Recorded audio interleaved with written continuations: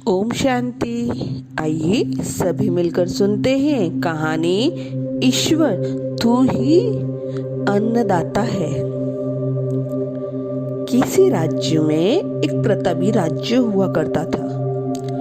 वो राजा रोज सुबह उठकर पूजा पाठ करता और गरीबों को दान देता था।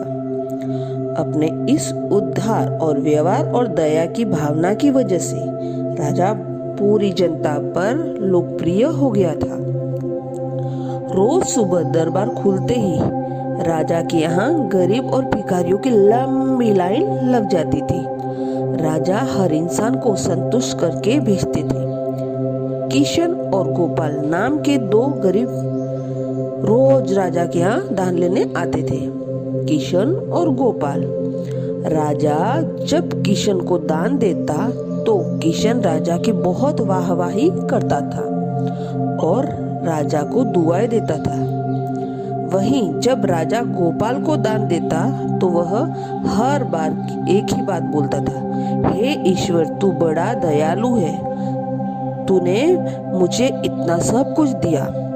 राजा को उसकी बात थोड़ी बुरी लगती थी। राजा सोचता कि दान मैं देता हूँ और गुणगान ईश्वर का करता है। एक दिन राजकुमारी का जन्मदिन था। उस दिन राजा ने दिल खोलकर दान दिया। जब किशन और गोपाल का नंबर आया तो राजा ने पहले किशन को दान दिया और किशन राजा के गुणगान करने लगा। लेकिन राजा ने जैसे ही गोपाल को दान दिया वो ऊपर हाथ उठाकर बोला, हे ईश्वर तू ही है अन्नदाता। आज मुझे तूने सब कुछ इतना दिया है, प्रभु तुझे धन्यवाद। राजा को यह सुनकर बड़ा गुस्सा आया और उसने कहा कि गोपाल मैं रोज तुम्हें दान देता हूँ, फिर भी तुम मेरे बजाय ईश्वर के गुणगान क्यों करते हो? गोपाल बोला, राजन देने वाला तो ऊपर वाला बैठा है, वही सबका अन्नदाता है, आपका भी और मेरा भी। यह कहकर गोपाल वहां से चला गया। अब राजा ने गोपाल को सबक सिखाने की सोची। अगले दिन जब किशन और गोपाल का नंबर आया तो राजा ने किशन को दान दिया और कहा, किशन मुझे गोपाल से कुछ बात करनी है, इसलिए तुम जाओ और गोपाल को यही छोड़ जाओ। और ये हाँ, आज तुम अपने पुराने रास्ते से मत जाना। आज तुमको राजमहल के किनारे से जाना है, जहाँ से सिर्फ मैं गुजरता हूँ। किशन दान लेकर खुशी खुशी चला गया। राजमहल के किनारे का रास्ता बड़ा ही शानदार और खुशबूदार भरा हुआ था। संयोग से राजा ने उस रास्ते में एक चांदी के भरा घड़ा रखवा दिया। लेकिन किशन आज अपनी मस्ती में मस्त था। वो सोच रहा था कि राजा ने आज मुझ पर बड़ी कृपा की, मुझको अपने राजमहल के रास्ते से गुजारा। यहाँ से तो मैं अगर आंख बंद करके भी चलूं तो परेशानी नहीं होगी। यही सोचकर किशन आंखें बंद करके चलने लगा। लेकिन उसकी नजर चांदी के सिक्कों पर नहीं पड़ी।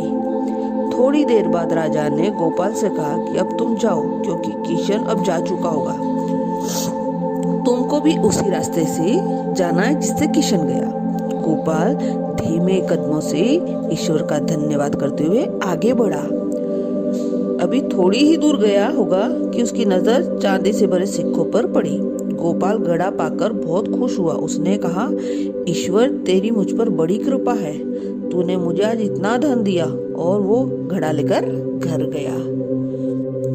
अगले दिन फिर से जब गोपाल और किशन का नंबर आया तो राजा ने को लगा कि किशन घड़ा लेकर जा चुका होगा, इसलिए उसने किशन से पूछा, क्यों किशन, कल का रास्ता कैसा रहा?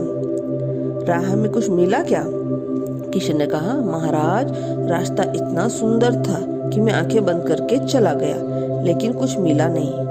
फिर राजा ने गोपाल से पूछा। उसने बताया कि राजा कल मुझे चांदी के सिक्कों से भरा घड़ा मिला, ईश्वर ने मुझ पर बड़ी कृपा की। राजा किशन से गुस्सा हुआ। उसने कहा कि आज मैं तुम्हें धन नहीं दूंगा, बल्कि एक तरबूज दूंगा। किशन बेचारा परेशान तो था ही, लेकिन कहता भी क्या, चुपचाप तरबूज लेके चल पड़ा। उधर राजा ने गोपाल को रोजाना की तरह कुछ दान दे दिया। किशन ने सोचा कि इस तरबूज का मैं क्या करूंगा, और यही सोचकर वो अपना तरबूज एक फल वाले को बेच दिया। अब जब गोपाल रास्ते में से गुजरा, उसने सोचा घर कुछ खाने के लिए क्यों न ले जाऊं, बच्चों के लिए तरबूज ले लूं। तो गोपाल फल बेचने वाले से एक तरबूज खरीद लिया जिसको किशन ने बेच दिया था। अब जैसे ही घर आकर गोपाल ने तरबूज को काटा तो देखा उसके अंदर सोने के सिक्के भरे हुए थे। गोपाल ये देखकर बड़ा प्रसन्नचित हुआ और ईश्वर का धन्यवाद देते हुए कहा, हे ईश्वर, आज तूने मेरी गरीबी दूर कर दी। तू बड़ा दयालु है, सबका अन्नदाता है। अगले दिन जब राजा दान दे रहा था तो उसने देखा केवल अकेला किशन ही आया, गोपाल नहीं आया। उसने किशन से पूछा तो किशन ने बताया कि कल भगवान की कृपा से गोपाल को एक तरबूज मिला जिसमें के अंदर सोने के सिक्के भरे हुए थे। वह गोपाल को अब संपन्न हो चुका है। किशन की बात सुनकर राजा ने अपने हाथ आसमान की ओर उठाए और बोला, हे ईश्वर, वाकई ही तू अन्नदाता है। मैं तो मात्र एक जरिया हूँ, तू ही सबका पालनहार है। राजा को अब सारी बात समझ में आ चुकी थी। अच्छा, ओम शांति।